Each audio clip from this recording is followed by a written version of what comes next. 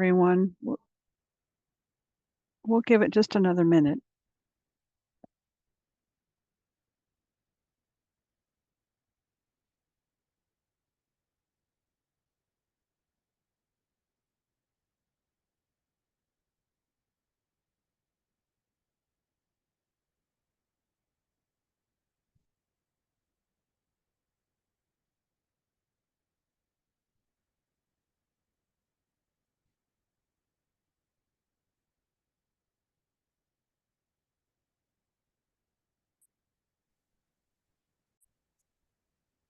Good morning and welcome to Indiana 211 University.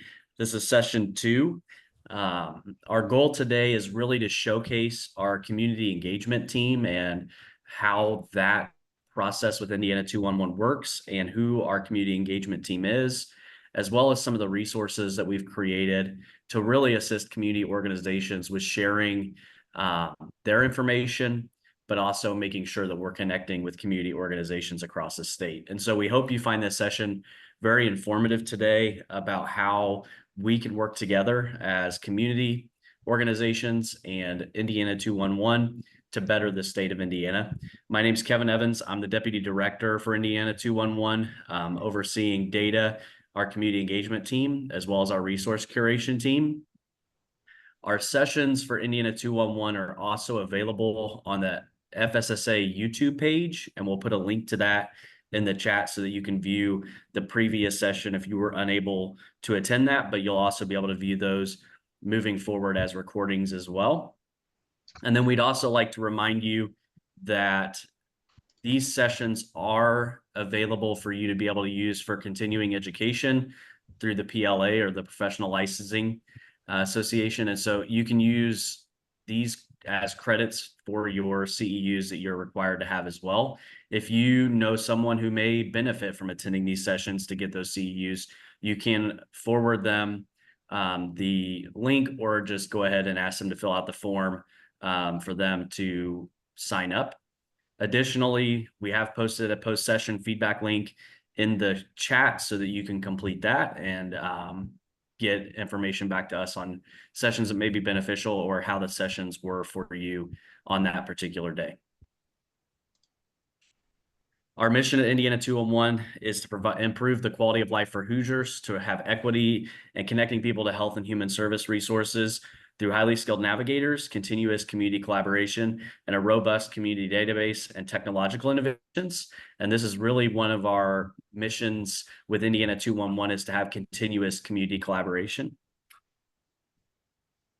And then today, we really hope that you understand community engagement and the systems in place to assist your community, be able to use the guided search and tools that we have available on our website, and then understand what a 211 champion is in supporting your community, but also supporting the Indiana 211 system. With that, I'm going to turn it over to Jill Shimon, one of our community engagement coordinators, to be able to talk about community agencies. Good morning, everyone. Thank you so much for being here today. Before we talk about our community engagement, I would like to show you some features on the in211.org webpage, where you as agencies can go to find things like our inclusion policy, an inclusion request form, and also link to our new community calendar that we'll show you later in the presentation. So just to recap from our first session, our website allows agencies to submit requests to update their information or to be added as a new agency within our database. So you would go to in211.org and click on the Join the Database at the top of the screen. And one of the options on that page is to search for your agency, and then you can request updates to the information there. There's also a link in the drop down here to the inclusion policy, the search and update your community organization, and then a link to our community events calendar. We also want to show you our new guided online search. And so this is what it will look like moving forward. Up on the top right corner, You can type in your agency name. You can type in a keyword such as food pantry. If you're searching for that, you can type in a zip code, or you can search from one of the buttons down below and use, when you click on those buttons with the different service categories, there'll be a drop down. So if, Sherry, you'd go to the next slide. Okay, so early childhood, I just randomly under education, this is what the drop down would look like. And so I am going to click on early childhood education. And so when I do that, this next slide, the zip code that I entered, these are the agencies and the listings that will come up. And this is just the first listing, but if you were to scroll down, you would see all the additional ones, and it's going to provide the extra information about the agency, like the address, the web page, the phone number, the hours of operation, and all of that information. So hopefully you'll have a chance to go onto our web page and use our new guided search and find that it's more user friendly and cleaner and easier to find what you're looking for. The other thing I wanted to mention before I got into our community engagement was the current state of our active resources in our database. This was just updated yesterday. So we have 4,591 agencies active in our database. Within those agencies, there are 7,863 different sites and 11,011 services available to refer our callers to. Of those, 50% are nonprofit, 45% are government, 4% are commercial, and 1% are other. And that other is usually, well,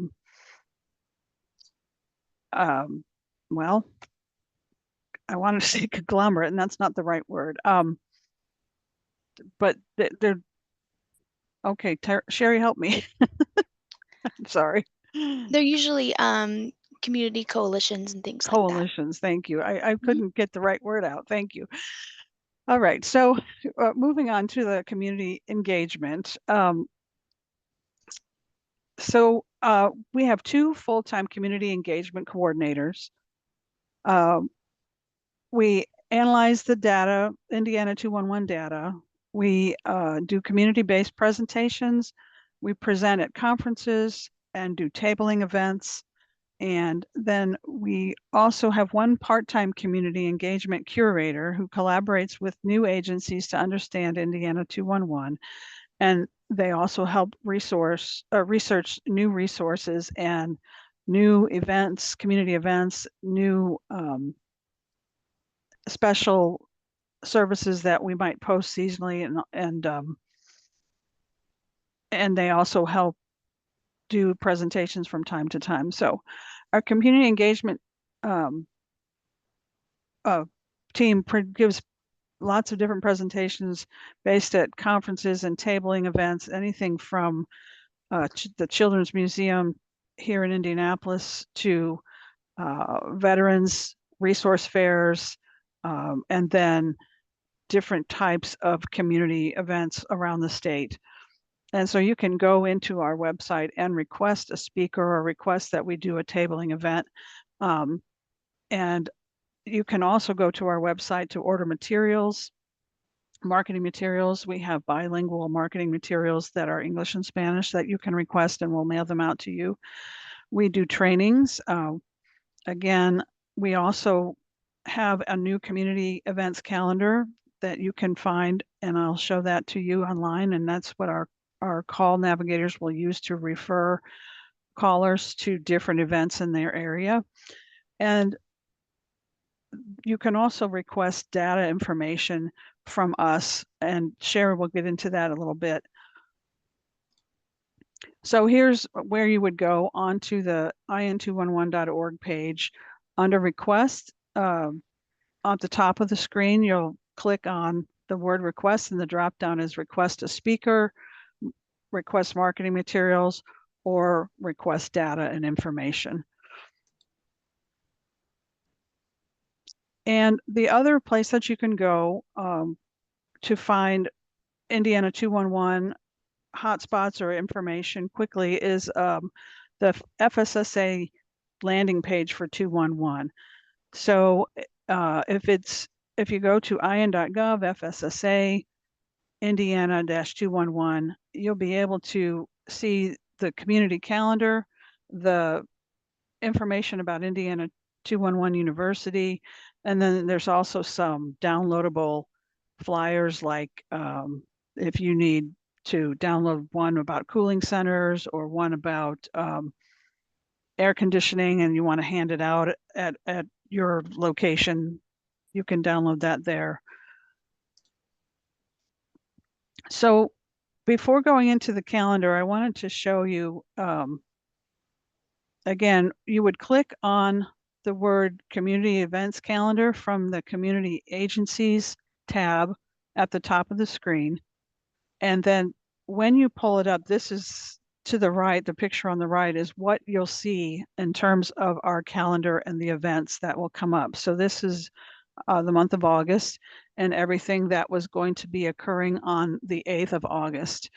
And obviously there's several different events and you could scroll down and see everything that was available. And we are on a daily basis trying to gather all of those types of community events, everything from back to school resource fairs and information within the communities about first night out and things like that. So there's a variety of different types of community events that are in there. This is page, when you click on one of the events that's bolded in green, it'll open up and this is what the screen will look like. Then you'll be able to see more details about the actual event and also click and view the map of the location. And in some cases, if it's available to us, you'll be able to click on a link to that agency's webpage as well.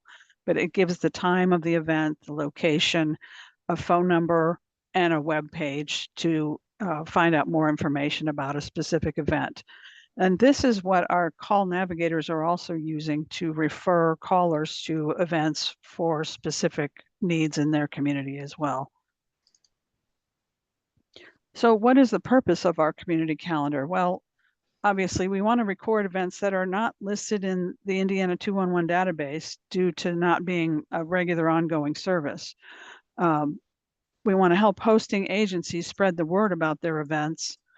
And we want to give our community navigators additional resources to provide to callers. So as a resource within 211, you'll be able to go and add or submit your own events into our calendar. And information about that is going to be available online. And I'll share a link with you where you can go to find the how-to on submitting a calendar event to our community calendar for your agency. Can I jump in for a second, Jill? Please do. I just wanted to share with the community calendar, with the interaction data dashboard, and with the guided search materials. Those are all things that we heard from communities across the state as we've been presenting that they would be helpful tools to have. And on top of that, they allow, again, for good community collaboration, which is one of our mission goals. And so if you look at these things that we are creating, they're all collaborative tools, but also are providing data and information back into your local communities, and also allow for these resources not to have to be duplicated in communities across the state, but rather have a hosting location that houses all of this information in one place, so that you don't have to have additional websites created across the state for resource guides or for community calendars, but it just allows for everybody to participate and have one seamless look with all of these different tools that are being created. Thank you. And so this is just a general list of the types of events that we have added or that you can suggest that we add. Any kind of resource fairs, job fairs, clothing distribution, school supply distribution, haircuts, cell phone, tablet, computer distributions, needs for babies and like diaper distribution, general legal clinics, opioid antidote distribution classes, safety education classes, and so forth. So I think you get the idea here. We want to, help provide as much information to the communities as possible. And through your submissions, we'll be able to help keep that calendar information up to date because, as you know, we're covering the entire state. So we want to make sure we're filling the needs and trying to provide as much information and resources as possible to the community. And Jill, we have So, a question. okay, One of the questions that we have is, and I can answer this, can you talk about the relationship between 211 and Find Help? And do agencies need to update information on both platforms, or do they pull from the same database? 211, before our guided search that we just implemented, that pulls information directly from our database that our curators, our full-time curators, we have 6 of those, are checking those resources annually. So before, we had a guided search that had a faceplate of Find Help with the 211 logo on it. And we have moved to the new guided search that only pulls data from our database. And so the Find Help database does not pull the same data set that Indiana 211 has. We did get some data to them early on when we did our guided search faceplate with them. But it was only a subset of data. It wasn't the whole database. And so when you're looking at updating information, we believe that 211 has the source of truth database in the state of Indiana. So we would ask that you please update your information with us. You can also update your information with Find Help, but they do not pull the same data set. thank you so much. We kind of anticipated that question coming up, so I'm very glad that it was asked. Thank you. So again, we are going to post in the chat here the link where you can go to find information about adding your events to our community calendar. It's going to give you a little job aid or a how-to. And if you have any questions, by all means, please don't hesitate to let us know. And instructions about that can be found there. It does require an Access Indiana account, and those instructions on how to request the access are going to be in that document that you'll find on the community calendar page. And I've added the link to the chat there. And with that, I am going to turn it over to Sherry Bowers-Duker, my fellow community engagement coordinator. Thank you, Jill. So another feature that we have on our website that a lot of agencies are unaware of is our data dashboard. You can find this by going to in211.org and selecting the Indiana 211 data dashboard. And this provides data on all of the calls that we receive at 211. The screenshot here shows that the data can be broken down by various demographics and also by county. If you select any county on that Indiana map that you see there, it will filter the entire dashboard to display data for only that county. There are also some options at the top that allow you to select which demographics are displayed, as well as an option to select a time frame for the data being displayed. And here's another screenshot of the data dashboard. This shows the breakdown of calls by need category. So you can see the number of calls that we receive for each of those categories listed there, as well as the percentage of calls for each need category that went unmet. So we consider a need to be unmet if an individual calls in for a specific need and the community navigator who is assisting them is unable to provide them with a referral. And this happens for a variety of reasons, but the main reason is that the client refuses the referral that they are given. This often happens when an individual is looking for something very specific and it's not available in their area, or maybe there's just not one that's as close to them as they would like. So the community navigator provides the next best referral, but the client may still refuse it because it's not exactly what they wanted.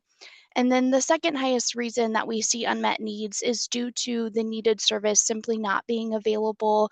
And our community engagement team is actually using that data to try to identify new agencies and services that we do not already have listed in the database that might help meet some of those unmet needs. In that same section of the data dashboard that shows the number of calls per need category, you can also hover over each category to see the breakdown of calls by more specific needs in that category. The example here shows some of the subcategories under the food and meals category. So now we can see the number of calls for food pantries, SNAP applications, soup kitchens, and other types of food resources all separately. So that is the type of data that you can find in our data dashboard, and we hope that it will be beneficial for you in learning about different trends in your community. And if there's any data that you are interested in seeing that you are unable to find in the data dashboard, that's where you can go into that data request form that Jill showed earlier.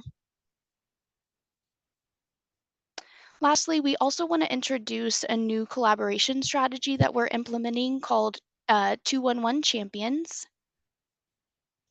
We're hoping to identify community partners who are willing to be Indiana 211 champions, and our goal is to have at least one champion per county across the state of Indiana. Once we have identified the 211 champions, it is our goal to inform them on Indiana 211 resources and community engagement tools so they may help educate community members and organizations within their local communities. So, what role does a 211 champion play? The idea of a 211 champion is to work in collaboration with Indiana 211 to be a connector to your local community for Indiana 211 and to share Indiana 211 information with your community. So, as a connector to the community, we will talk to our champions about new agencies and programs that join their community, organizations they are aware of that might not already be in the Indiana 211 database, and events in their local community that might be beneficial for Indiana 211 to attend. The information that 211 champions will be able to share with their community is a lot of what we shared in this session as well as last month's session, including information about the data dashboard, our inclusion form, how to update an agency's information in the database, and connecting agencies to 211 marketing materials.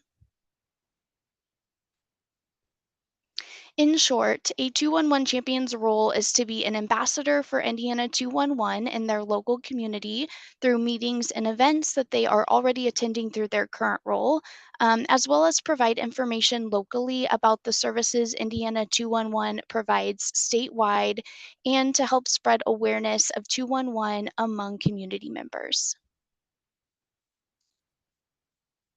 So if any of you are willing to collaborate with us as an Indiana 211 champion, the next step is to send us an email and let us know. And I'll put our contact information up here in a moment. But after you reach out, we will inform you on all of the information you need to be successful.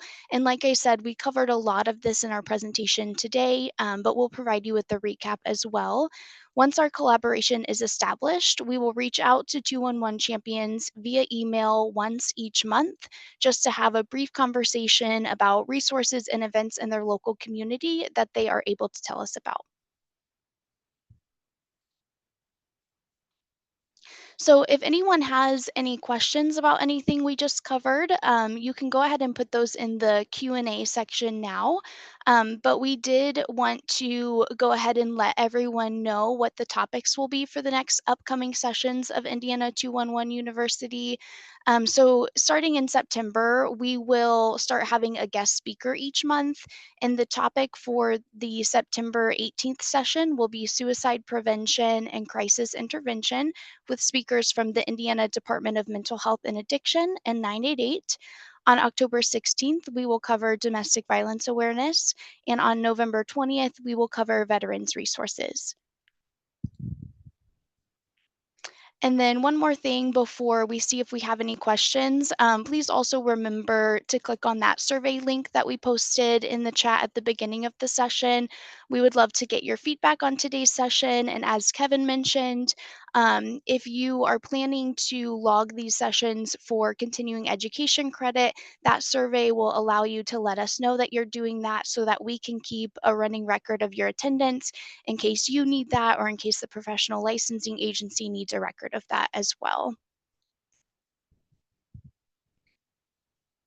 All right, so we will go ahead and see if we have any questions, but I'm also going to leave our contact information on the screen here. This is the information you'll want to use if you have any questions for our community engagement team regarding anything we covered today, or if you are interested in collaborating with us as an Indiana 211 champion, this is how you will reach out to us and let us know. But let's see, do we have any questions in the Q&A section, Jill? Yes, we do. So the question is, if a member is getting assistance for utilities from 211, how are we notified? How quickly should we expect payment? And how is payment received? I work at an electric company and we don't typically hold a disconnect unless we receive some type of notification from the agency of the total assistance being provided. So I think can jump in and answer that one. We, as Indiana 211, do not provide direct assistance to individuals across the state of Indiana. Our goal is to connect individuals to the local resources that they have in their community. And so whether that's getting them to a trustee, a community action agency, or another resource such as a church or a nonprofit, those organizations are who we would make a referral to. And then those organizations would contact Duke or their local utility provider and make a pledge on that individual's behalf. And then that would allow that individual to be held from disconnect based on the notification they receive from that agency. And so you wouldn't have a direct notification from Indiana 211, but rather someone from that local community as a resource.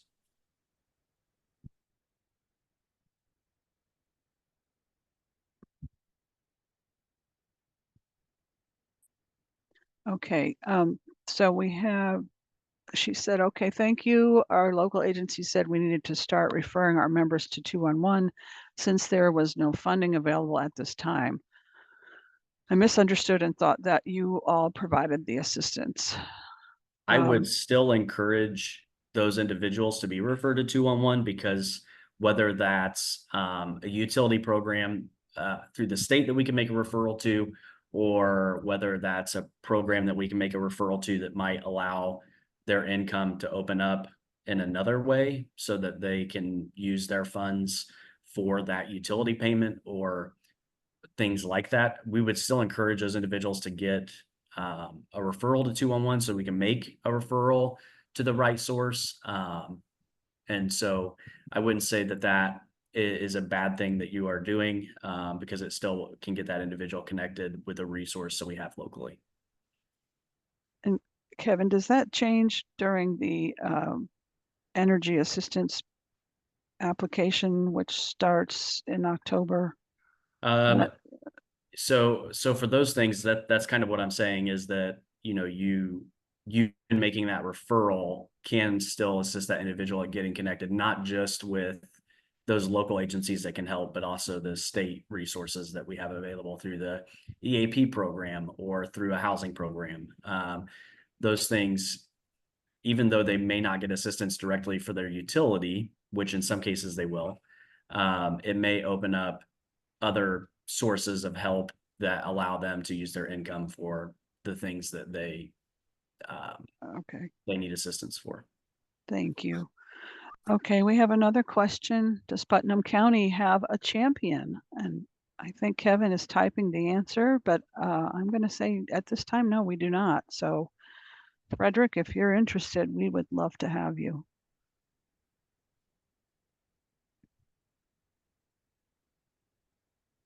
And Are there's there a any- Q&A button at the bottom. If you're trying to type in the chat because you have a question, that is not open, but there is a Q&A option. That's what you'll click to type in your question. You can also raise your electronic hand and I can select it and you can then speak.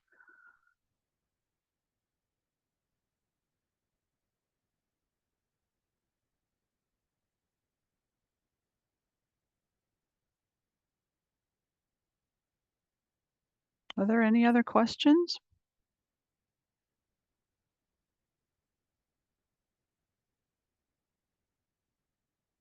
I think with that, oh, we just had one pop up. Yay. So I'm with a nonprofit agency. A representative referred someone requesting assistance to complete a form on the 211 site. However, a form was not available on the site. Can you direct me to that site? I'm not sure if this was someone that needed to fill out a damage report for their community. That's the only form that we have available for an individual to fill out, is if there's a disaster in their local community, they can fill out a damage report on our website if activated by the Indiana Department of Homeland Security. When it comes to actually asking for a referral or asking for referrals for assistance, then that individual would need to contact Indiana 211, and then we would assist them through that referral. Currently, there is not a form on the site that they would fill out to get assistance, but they would need to call 211 or our 866 number in order to get that referral. So the form was, they were in search of help with rental assistance. And so as Kevin mentioned, there's not a form online for someone to fill out with regard to rental assistance. Their best bet would be to call IN 211 and ask, talk to the call navigator about that, and then they would provide them with the referrals on who they can reach out to get help with their rent.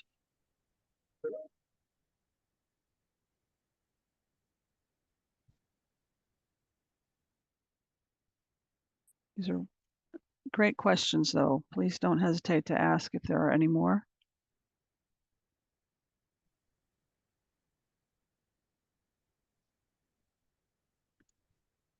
With that said, we're going to go ahead and close out this Indiana 211 University session. I want to thank Jill and Sherry for the work that they do across the state of Indiana, but also presenting today. Our next session will be suicide prevention with DMHA as well as 988. We'd highly encourage you to attend that session. We think it'll be very informative, and we look forward to seeing you next month.